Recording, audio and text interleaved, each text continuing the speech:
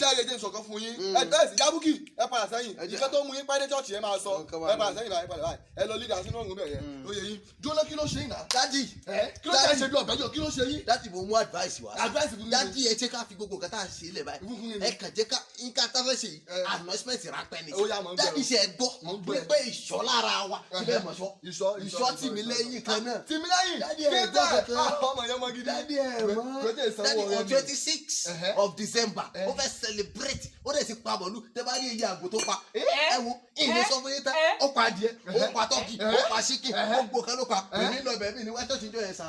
ọmọ ọlọ́jọ́ bí o happy birthday oyingumi ìsọ bọ̀bọ̀ o bọ̀bọ̀ ìsọ bọ̀bọ̀ o bọ̀bọ̀ ìsọ bọ̀bọ̀ o bọ̀bọ̀ ìsọ bọ̀bọ̀ o bọ̀bọ̀ ìsọ ọlọ́jọ́ ìbí ìsọ bọ̀bọ̀ o ìsọ bọ̀bọ̀ o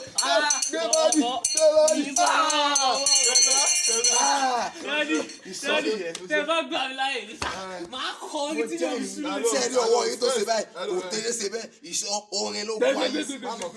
láti ìfún ọmọ ó ṣàlàyé òòrùn. bàbá mi lọ sínú tọ́lẹ̀tì lọ tọ́lẹ̀tì. ẹgbẹ́ ògbè mi sà. ẹ sọ ni èmi náà ń gbóòórùn látẹ̀kẹ́. ẹgbẹ́ ògbè.